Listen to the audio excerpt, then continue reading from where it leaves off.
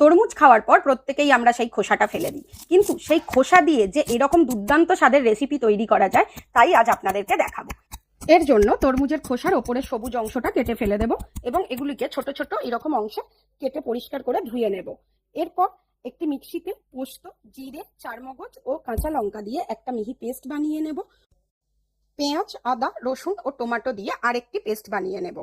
আজকের টিপস: তরমুজে প্রচুর পরিমাণে vitamin A, C, potassium, magnesium ও ফাইবার থাকায় তা আমাদের রোগ প্রতিরোধ ক্ষমতা বাড়াতে সাহায্য করে।